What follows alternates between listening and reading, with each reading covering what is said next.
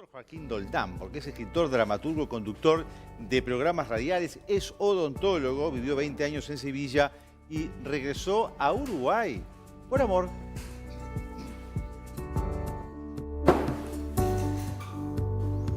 Ya tiene nueva familia, todo, así Qué que buena está presentación. chocho. ¿Qué es el cerro para vos? El cerro es... El cerro para mí es Macondo, ¿no? El cerro no es mi identidad, yo lo descubrí más todavía estando afuera, ¿no? Que pasa...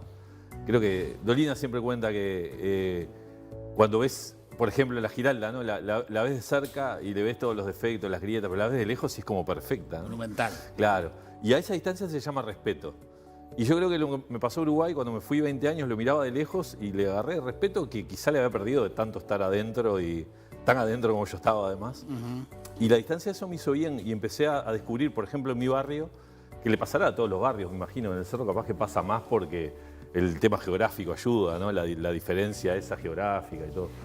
Y que es el barrio más lindo de Montevideo, no lo voy a descubrir ahora. Yo aprovecho siempre cuelo alguna ahí para que hagan Bueno, turismo. tenés libros escritos sobre el cerro. Claro, y lo empecé en determinados cuentos y novelas, lo empecé a usar de lugar de sí. escenario, me parecía buenísimo, ¿no? La isla de ratas, el faro, la fortaleza. Tanto así que un periodista allá en España, en una entrevista por una novela, me dijo, ¿y cómo se te ocurrió lo del cerro? Porque no sé ese lugar, digo, no se me ocurrió, es mi barrio. Y el tipo quedó así como que se ve que se había tomado en serio lo de Macondo, ¿no? Pensó que era invento mío el cerro. No, está bien.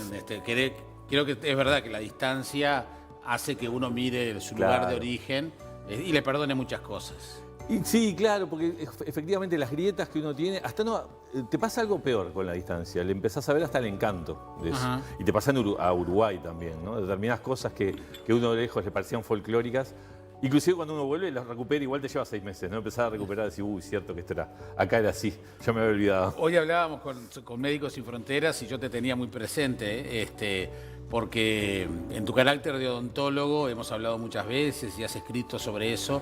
Sos un odontólogo social que se instaló en el Sahara a atender, Sí.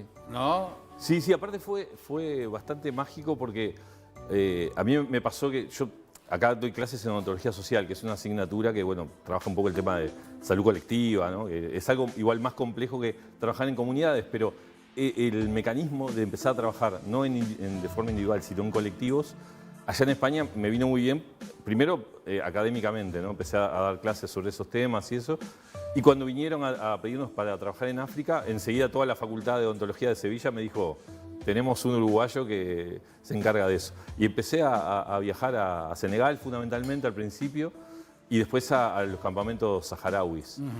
Te voy a decir una obviedad, pero uno siempre con los años te das cuenta más. Es más lo que obtenés vos que lo que lográs instalar ahí, ¿no? Que lógicamente es muy poco lo que Está bien, lográs. pero ¿no? es lo que hablábamos con la gente de Médicos Sin Fronteras. No estás mentalizado para instalarte en el desierto X cantidad de tiempo a atender Claro, pacientes. yo de hecho íbamos tramos cortos, sobre todo al desierto, porque como un campamento de refugiados, claro, le tomás el agua, te hacen claro, comida occidental, termina siendo un problema ahí. Entonces en periodos cortos. Y lo que hicimos, lo más valioso que hicimos en Dakhla, que era fundamentalmente donde íbamos, es instalar una escuela para higienistas. Entonces logramos como que hay un ciclo de formación que como yo llegué, yo estaba muy preocupado por lo que íbamos a hacer, hasta que un amigo saharaui me dice, bien, Joaquín, no te preocupes, antes de que vos vinieras, la muela nos la sacaba mi abuela con un cuchillo caliente, así que peor no lo podés hacer, me dice. Entonces, bueno, empezamos, pero más allá de lo asistencialista, la idea era lograr un impacto a futuro, ¿no? Y hicimos una escuela de higienistas que sigue hasta el día de hoy. Mirá qué bueno.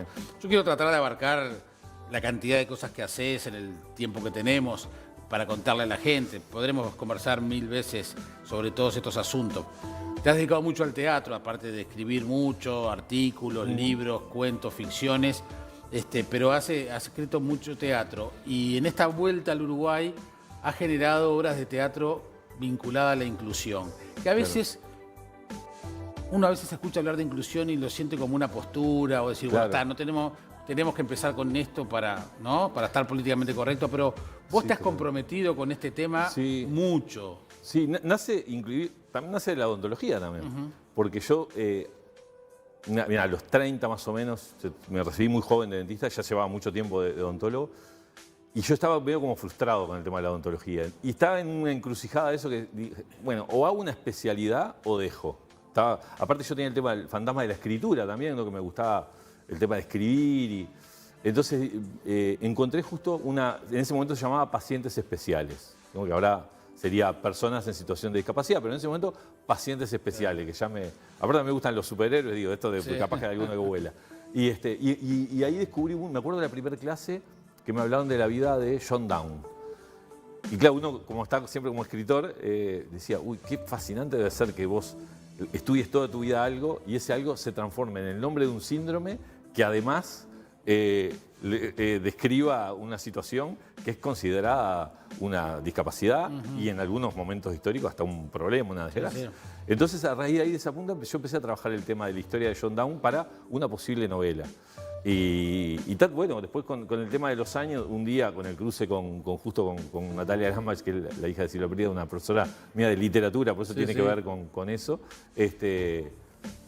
me dijo de escribir una obra para la hija y ahí crucé las dos cosas y nació Castigo del Cielo. ¿Qué es esta obra? No, esta es Antígona. Ah, Antígona, que vino después. Claro, porque yo después, como empecé a trabajar con Natalia, Natalia estaba muy insistente en que quería hacer Antígona, Entonces escribí una versión de Antígona a Ismene con una actriz española y después hicimos una versión unipersonal Antígona para que hiciera ella sola. Antígona se han hecho 10.000 versiones, sí, claro. También está buenísimo. Pero bueno, me parece que me gustaba mucho el tema de que no todo lo legal es correcto y no todo lo correcto es legal, que es uno de los miles de planteos que hace Antígona. ¿Y qué pasa con el público ante este tipo de propuesta? Porque también acá claro, hay dos partes. Y lo que uno apuesta es que pase lo que pasa en cualquier obra de teatro, ¿no? Yo a lo que voy, sobre todo inclusive cuando abandonamos la temática específica, porque en La Cueva de los Monstruos, por ejemplo, también es una obra, no solamente que se trabaja el tema de la inclusión, sino, bueno, está instalado el tema de la inclusión, inclusive en el discurso de la obra. El desafío es hacer una obra divertida, claro. Una obra que la gente vaya y se la pase bien, una obra común y corriente. Común y corriente en el sentido de una obra de teatro más donde yo quería que, por ejemplo, a Natalia, pero la dejaran de ver como una persona Exacto. Con una situación de discapacidad, que se den cuenta que la discapacidad la tenía uno al escucharlo, al plantearse frente a una persona que tiene características por ahí diferentes y que hasta hace muy poco tiempo estaban ocultas. Y sobre todo que son estigmatizadas, que es un poco lo que pasa. Yo doy clase en Espacio Candy de Teatro del Oprimido. Y lo que trabajamos desde la perspectiva del teatro del oprimido, justamente por eso, porque esta es la versión española, porque en España se hizo un Castigo del Cielo que es muy curioso, lo divino del teatro, ¿no? Es la misma obra, el mismo texto exacto, pero en manos de otro director que la llevó para el circo, para el clown, y es una maravilla. Y le hizo una compañía que se llama Danza Móvil, que allá ganó todos los premios que te puedas imaginar, la ganó la gente de Danza Móvil, es espectacular lo que pasa. En Teatro del Oprimido lo que hacemos es, entre todos elegimos un tema con el cual ellos sientan opresión social. Y se hace una obra de teatro con ese tema. Y después se invita al público a que ocupe el espacio, que ocupen el lugar de uno de los protagonistas, a ver qué harían diferente. Entonces tiene mucho de improvisación, está buenísimo. Y cuando nos juntamos con la gente de Candy a establecer el listado de las situaciones por las que ellos se sienten oprimidos, no me da el pizarrón. Son tantas las situaciones, las personas en situación de discapacidad, claro. Son... Para empezar, a veces ir al cine, ¿no? Porque uno cuando habla de accesibilidad, enseguida piensa en la accesibilidad de los hospitales, ¿no? Porque se asocia a discapacidad a enfermedad y no se da cuenta que de repente, bueno, querrán ir al teatro algún día, ¿no? Hay estadios, lamentablemente el Trócoli es un ejemplo, donde no hay una accesibilidad adecuada para ir con una silla de ruedas, por ejemplo. Entonces, las relaciones amorosas, ¿no? La infantilización que sufren, que uno ve a una persona con discapacidad y le habla como si fuera, no le habla o más despacito, o si es sorda le grita, ¿no? Sí. Ese tipo de cosas que uno empieza a hacer por desconocimiento. El otro día veía un aviso, un flyer de la Fundación Iturria que hacía una exposición, son mujeres artistas, y entonces tachaba el mujeres.